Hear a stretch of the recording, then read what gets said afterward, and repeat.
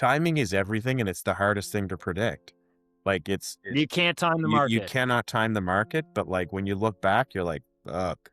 Like, The only time you can time the market realistically is if you know something that's happening in that area I mean, like before, like, you know what I mean? if there's some massive like data center that's coming to town and it needs That's what I'm houses, saying. or like, I don't know, we're just coming out of a brutal recession or Oh, at you a know what? No, COVID or no, I something got one. ridiculous, right? I got one. I don't know how, like, I know for a fact that the Canadian military is looking at Greenwood and turning it into the largest Air Force base in Canada. So now Greenwood is getting pumped with people. And And you look at that and you go, and everywhere's around it. right, right. So if you're looking at that and you're playing, like, it's going to take them 10 years to grow that thing to where they want it to be for it to be the largest airbase in Canada. Okay, play the long game. Go buy a shithole in Greenwood and just sit on it for five. There's a guy Supply and there's demand. a guy I see on YouTube, and that's all he does in the States is like he's like all about the burr, buy, renovate, refi, Yeah. everything else, right? So yeah, but his thing is, when you find a happening city or spot that's got good economic activity that's going on, don't buy in the city. Go out. Burb. Go Yeah. out another Yeah. 20, 30, 40 clicks and start buying there. And again, that's what I did, but didn't know I was doing it at the time.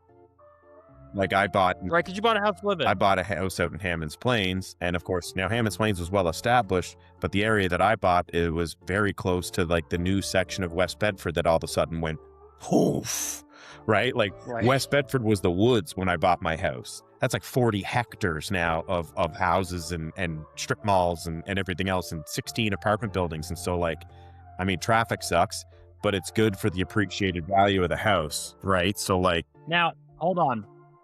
Just bear with me here.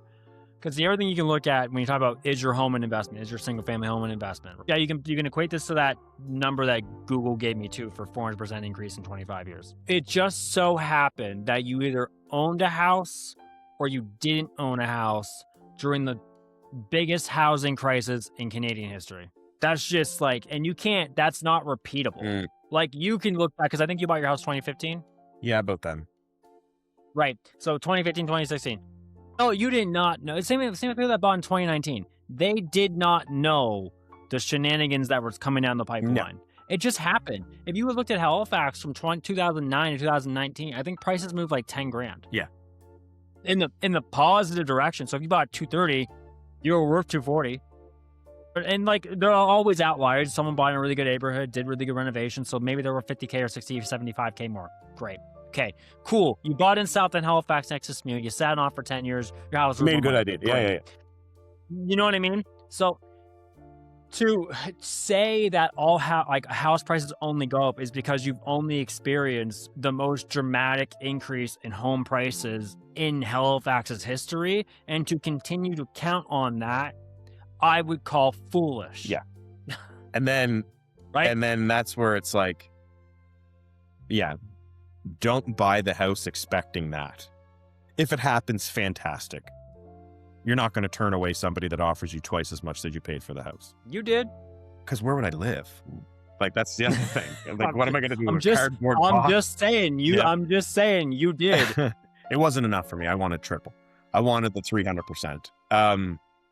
But yeah, like don't do it with that mindset unless that's truly the angle that you have, and like you are in that type of, you are an investor of properties and real estate and everything else. But if you're looking for a roof over your head and your first house and everything else, do it because it makes sense, because the area is right, because it's a comfortable purchase price. That if it all goes up, great. If it doesn't, it's not going to bury you. And then that's where it comes down to, like, what you put down for your down payment and having that equity position too.